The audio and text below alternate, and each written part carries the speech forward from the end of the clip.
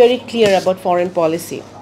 এখন আমাদের এখন যেই সমস্যা এখন যেই পোস্ট হাসিনাতে যে হাসিনা পিরিয়ড যে আমরা আছি এখানে হুমায়ুন কবির সাহেব খুবই যৌক্তিকভাবে নতুন জেনারেশনের কথা বলেছেন, জেনজির কথা বলেছেন, নিউ জেনারেশন তারা কি চায় বা আমরা যারা রাজনীতিতে আছি, আমরা যারা দেশকে ভালোবাসি, দেশের জন্য কাজ করতে চাই, আমরা কি চাই এখন এটা মানতেই হবে the change in the political environment in Bangladesh, present change, it has profound implications on the geopolitical arena because of the geographical situation of Bangladesh. It's obviously আমরা এটা ইতিমধ্যে বক্তব্যে আসছে যে Bangladesh it's surrounded by India, আমাদের মিয়ানমারের সাথে border আছে, we have a strategic positioning of Bay of Bengal that makes Bangladesh a very lucrative place for everybody.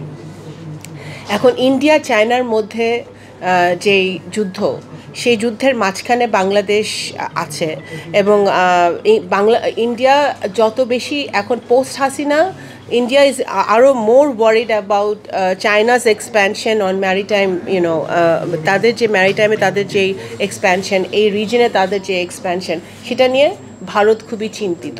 তো ভারতের চিন্তা নিয়ে তো আমাদের মাথা ব্যথা নাই, বাট আমাদের দেখতে হবে যে আমাদের ভালোটা কিসে। আমরা দেখেছি রিসেন্টলি নেপালের যে প্রাইম মিনিস্টার তা চায়নার সাথে একটা নতুন চুক্তি করেছে, ইনফ্রাস্ট্রাকচার নিয়ে ডিল করেছে। মালদ্বীপসের প্রাইম মিনিস্টার এই গত বছরই ইন্ডিয়ান আর্মিকে বলেছে তোমরা ইউ ক্যান গো লিভ মে মাসে গত বছর। সো বেসিক্যালি আমাদের স্ট্যান্ডটা হবে যে আমি যেটা মনে করি যে এই জিওপলিটিক্সের ক্ষেত্রে যে ভারত, চায়না বা আরও যারা স্টেক হোল্ডার আছে তাদের সাথে আমাদের সবার সাথে সুসম্পর্ক আমাদের থাকতে হবে। বিকজ একজন আপনার নেইবারের সাথে যদি আপনি ঝগড়াও করতে চান, তার সাথে একটা সম্পর্ক লাগে। আপনার পাশের বাড়ির লোকের সাথে যদি ঝগড়া করতে হয়, তা সেটার জন্য একটা মিনিমাম ওয়ার্কিং রিলেশনশিপ লাগে, তা না হলে আপনি পারেন না। তো অবশ্যই আমাদের সম্পর্ক থাকতে হবে, কিন্তু হাসিনার ভারতে থাকাটা এবং হাসিনার কিছু লোকজনের এখন ভারতে থাকাটা এবং ভারতে বসে বসে বাংলাদেশে উস্কানিমূলক কথাবার্তা ফেসবুকে বলাটা ভারত আর বাংলাদেশের সম্পর্কটাকে উন্নয়নের দিকে নিবে না।